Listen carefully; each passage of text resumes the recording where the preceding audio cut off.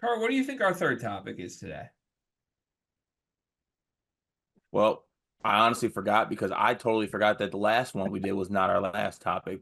I know it was a long one. The third topic is one that you came up with. That heat is really getting to your brain. Hmm. This is something Sweeney pulled from Evan Mia. Evan Mia is a Discord member, and Evan Miyakawa, evanmia.com is a great place for college basketball analytics. We love Evan Mia. We use it all the time. I use it every single day during the season and outside of the season because he's ranking transfer classes and things of that nature. This was a good pull from Sweeney. He pulled the numbers from last year. 5 of the top 10 teams in Evan Mia's transfer rankings last season did not end up making the NCAA tournament. So it begs the question, is it actually good to be ranked so highly in Evan Mia's transfer rankings? Because that usually would imply you had a lot to replace. Now, Evan and Sweeney both were very quick to point out as they were going back and forth on this. This is not a criticism of Evan's rankings. This isn't saying like when Evan ranks your transfer classes, he is doing something wrong and missing on teams that are going to be bad. It's a good illustration of how hard it is for your team to be good when your roster needs so many transfers. So, again, last year, 5 of the top 10 ranked transfer classes ended up missing the NCAA tournament. The game we're going to play today, which was your idea, which is one of my favorite ideas you've ever had, we're going to look at the top 10 teams in Evan Mia's transfer rankings, and we're going to say the same thing happens again. 5 of them missed the tournament. You have to tell me which 5 of these 10 teams will miss the tournament from the best transfer classes in the country. Do you have any questions before we get to this game? No, I'm locked in.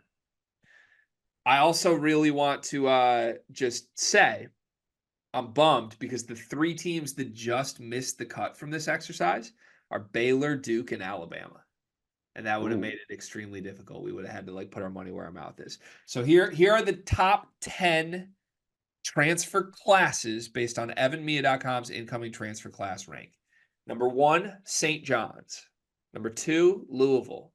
Number 3, Vanderbilt. AJ Hoggard of Vanderbilt, third best transfer class in the country. Number 4, Kentucky. Number 5, Michigan. Number 6, Arkansas. Number 7, Indiana. Number 8, Missouri. Number 9, Texas Tech. And number 10, Memphis.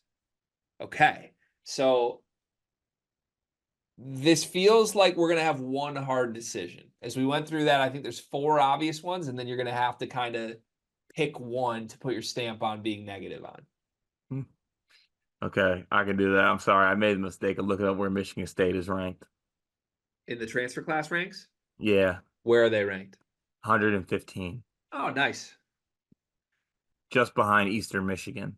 I mean, you didn't need a lot of transfers. Yeah, I guess. Yeah.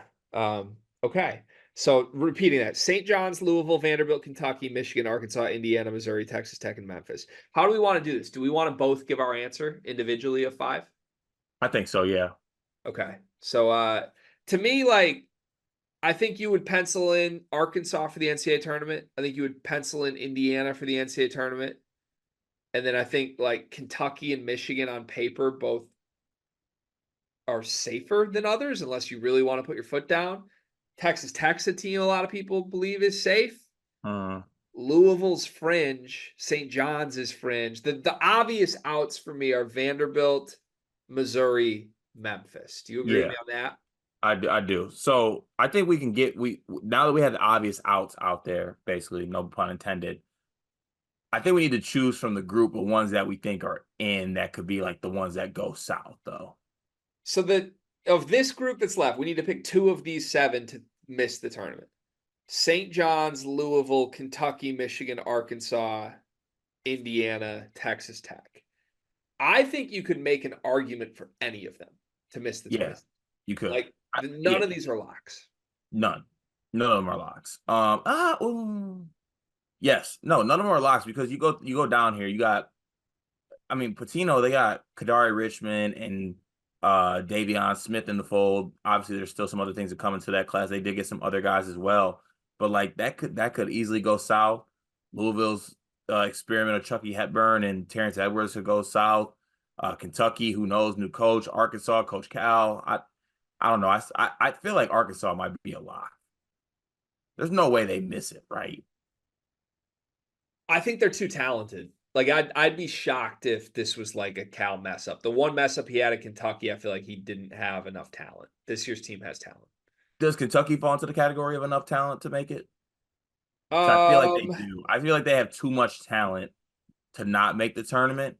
The only question with Kentucky really is can they just win a tournament game with Mark Pope? I'm fine saying Kentucky is safe out of this group. I don't think they're guaranteed to make the tournament off talent alone. Their best two players didn't start for the teams they were on last year. Okay, but that doesn't mean that they're not talented though. That's just a coaching decision maybe. Like Kobe Bryant should have started for Dayton. I think he basically Yeah, played no, start. I get it. They're good players. They also have been like role guys. Like that. This is not some like uber talent. Like Kirk Reese is probably the starting point guard. Like Yeah, yeah. I went a little south. Kirk Cousins was actually kind of good. he had good games. Yeah, Kerr. I mean, Kerr has been the point guard on great teams. I'm fine saying Kentucky's safe. I would push back that it's talent level that makes them safe. Like to me, Okay, there are probably 5 teams in the SEC with better, more talented rosters than Kentucky. right. I mean, all right. So where do we fall in Indiana? Because Indiana has talent, obviously, but it's I'll Indiana. stake my claim in Indiana. I think they're safe. I get Mike Woodson would be the only concern. If we're doing concerns, Mike Woodson being a problem would be the concern for Indiana. But I think this roster is too good. Yeah, and even though I do love McCaslin, I think there needs to be some level of concern with Texas Tech. So to me, I think we've narrowed it down to Texas Tech, Michigan, Louisville, and St. John's. We need to pick 2 of those 4 to not make the tournament. I'd want to pick Texas Tech and honestly Texas Tech and St. John's. That's your answer? You're more confident in Michigan and Louisville than Texas Tech and St. John's?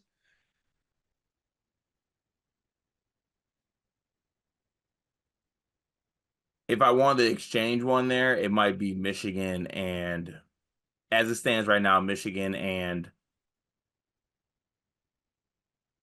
St. John's. I'm not buying the St. John's shit. I think these are all bubble teams for the record. Like if Michigan gets Jameer Watkins, I would put them in. If Louisville gets Coleman Hawkins, I would put them in. If St. John's gets Jameer Watkins, I would put them in. And I don't know what Texas Tech's doing right now. They've had some big ads recently. So I think they're all bubble teams. I will say I think the safest one is Texas Tech right now. I actually really, really believe in Grant McCasland. Hmm. I've said Michigan's right on the cut line of the bubble for me. This might be bias. I would put Michigan just ahead of St. John's and Louisville. Um, Dusty May in 6 seasons has never had a losing season at a school that only had 5 losing seasons in his entire career before him. Like I think the guy wins basketball games. Maybe I'm wrong on that. We'll find out this season. But I think the roster's good enough, and I don't have concerns where like Dusty's going to let him down. St. John's didn't make the tournament last year. It was a disaster. And I get they have new guys. It's kind of the same issue, though. It's the same, like we built a team through the portal and it's Rick Pitino. Do we trust him or not?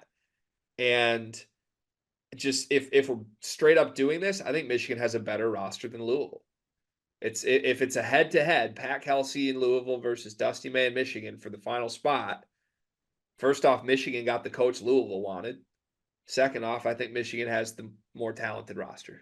So I'm gonna Like through like all the way like you talking about just top to bottom or yeah. Yeah.